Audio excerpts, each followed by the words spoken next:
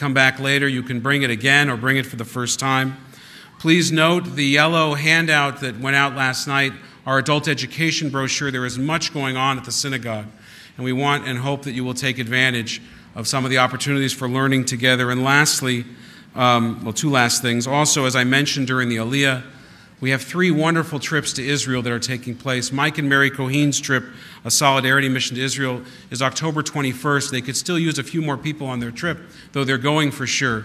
So please see Mike and Mary. Rabbi Bregman and Kathy's trip to support the IDF through volunteering with Sar-El is just a few weeks later on November 6th, and then I'm leading a trip for our community in the summertime. And then lastly, all cars that are in our parkade need to be cleared from the parkade after this service so that we can set up for our break fast.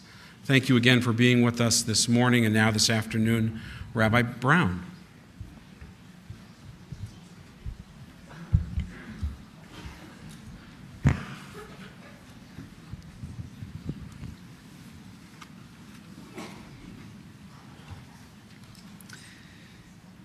Two years ago, the Vancouver Foundation, our city's wonderful nonprofit, set out to determine which issues were the most pressing to Vancouver's citizens. Everyone anticipated the hot-button issues of poverty and homelessness, affordable housing.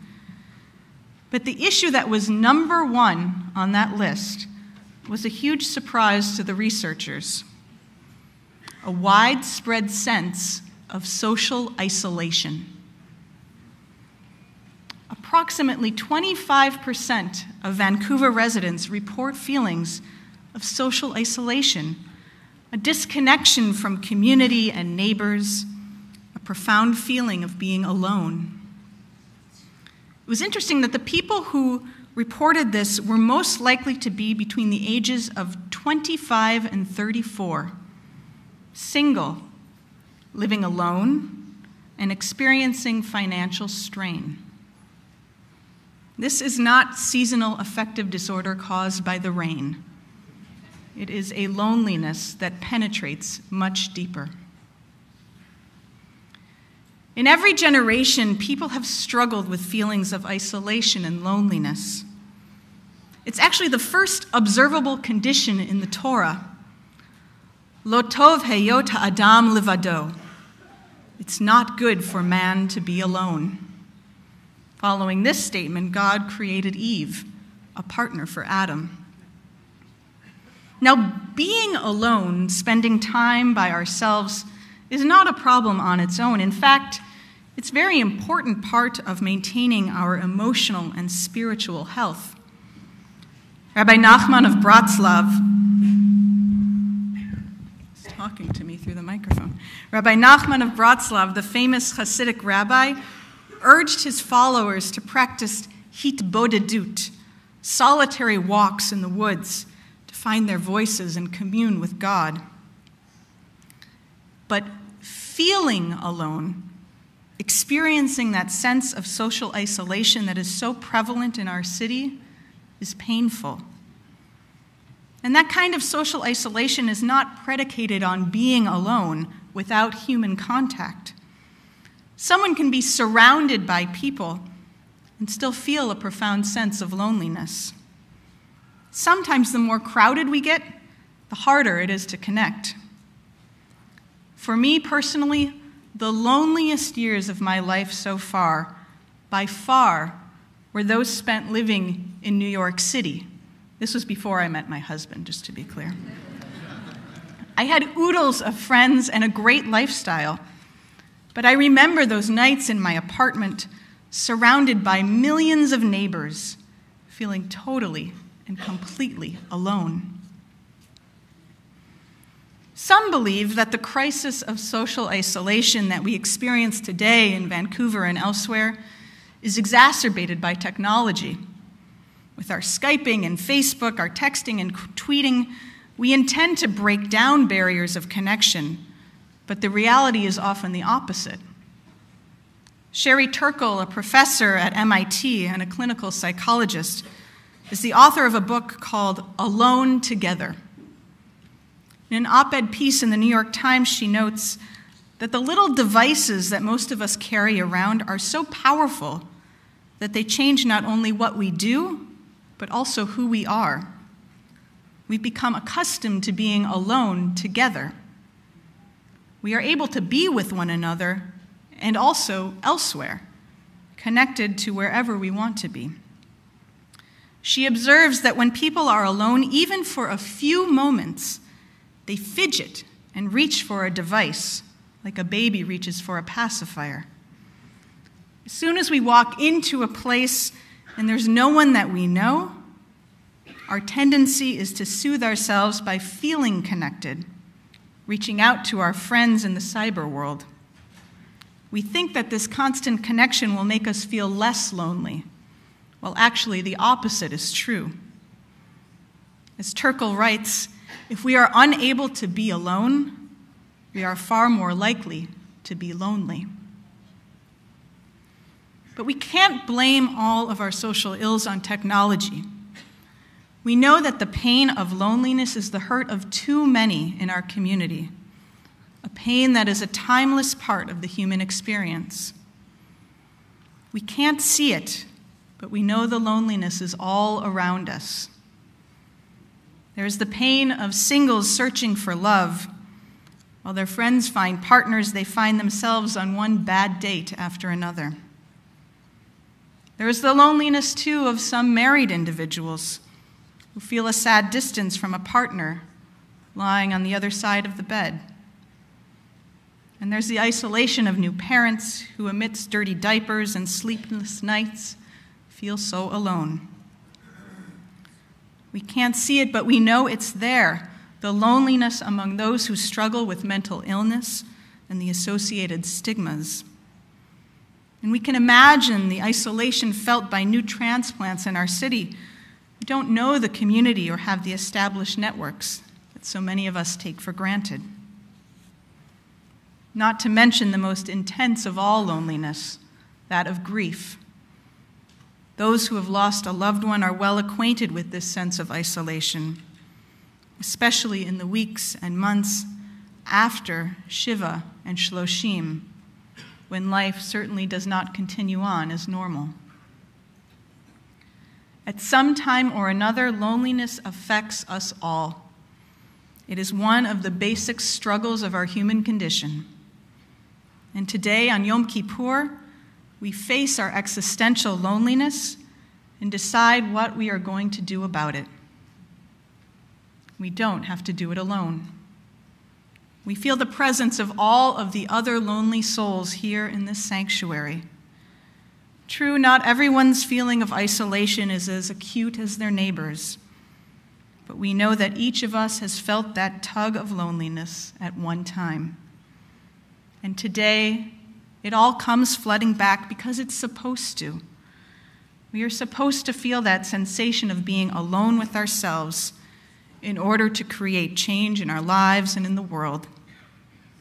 Yom Kippur comes every year to ask if we can ease that loneliness, our own and that of those around us. If we are going to ease our own loneliness, we begin by facing ourselves in the mirror to see who we have become.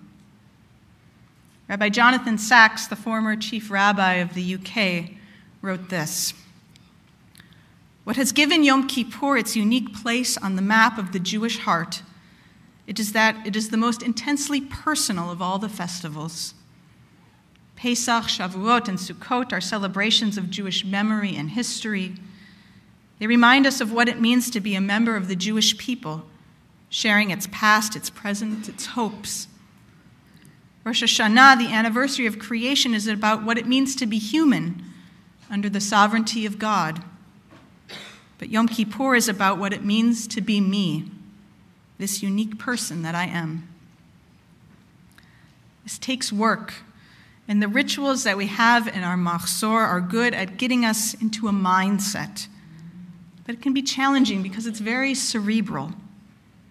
We have to work harder to think more intentionally and deeply, to allow the lack of distractions like our phones or food to bring us into the discomfort of loneliness, so that we might walk forward after these gates of Ne'ilah are closed tonight into our lives with a stronger sense of connection to ourselves, our community, and our world.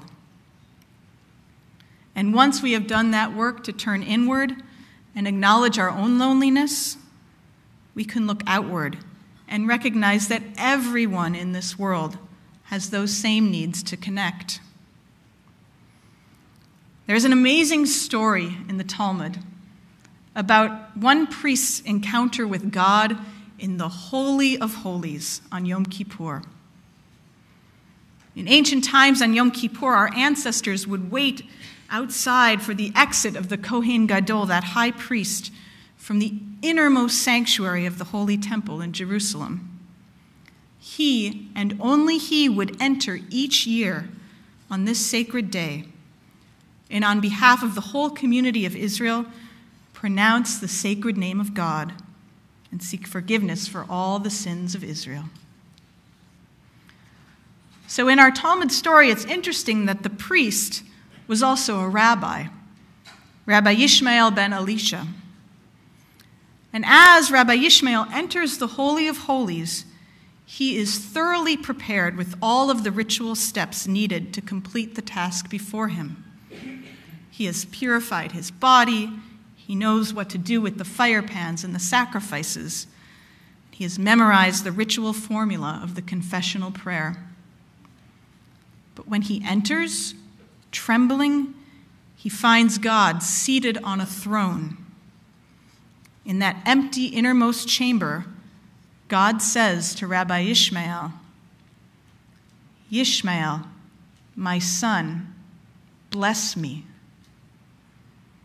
On that holiest of days, God is depicted alone, waiting for human encounter, wanting to escape the tragedy of his loneliness. The Holy of Holies is the place where God secludes himself in moments of loneliness. So Yishmael offers a blessing to God, asking that God will behave with compassion to his children.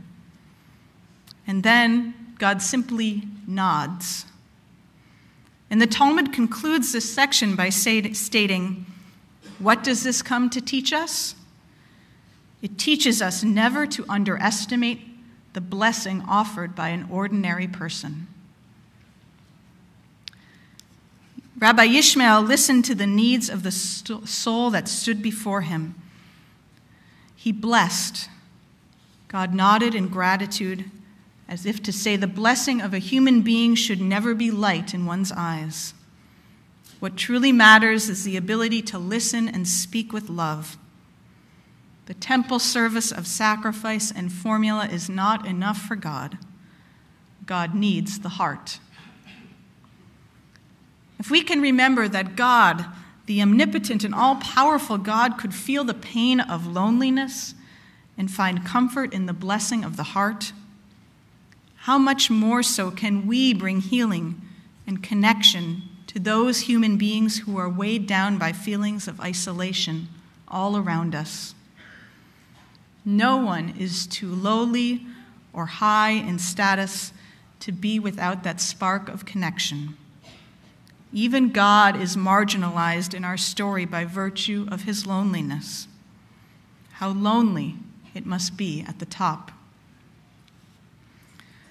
Perhaps some of you saw the film The King's Speech, which won the Oscar for Best Picture in 2011. In the film, King George VI of Great Britain works with a speech therapist as he prepares to address his new subjects. There is a touching scene in the movie when the king begins to connect on a personal level with Lionel, the speech therapist. The king says, "You know, Lionel, you're the first ordinary Englishman I've ever really spoken to. Sometimes when I ride through the streets and see, the common man staring at me, I'm struck by how little I know of his life and how little he knows of mine." Lionel responds, "What are friends for?" And the king says, "I wouldn't know." There is no hierarchy in loneliness. Everyone is lonely. It is the great equalizer. We feel alone together. And with that acknowledgement, we recognize that we have the power to lift someone out of loneliness. As we help another out of loneliness, so do we start to come out of our own isolation. We lift others, we lift ourselves. There is a Hasidic story which tells of a man who went for a walk in the forest and got lost. He wandered around for hours trying to find his way back to town, trying one path after another, but none of them led out. Then abruptly he came across another hiker walking through the forest. He cried out, "Thank God, another human being. Excuse me, can you show me the way out?" The other man replied, "No, I'm lost too, but we can help each other by telling which paths we've already tried and been disappointed in. That will help us find the one that leads out." Everyone encounters the loneliness of the heart. That is part of what makes us human. But not everyone is fortunate to receive the antidote, the blessing of connection, the blessing of presence and companionship. Like God in our Talmud story, we need the blessing of one another. God seeks connection and relationship, as do we. So today, this Yom Kippur, let us commit to being that blessing for one another. Ken Yehi Ratzon. Amen.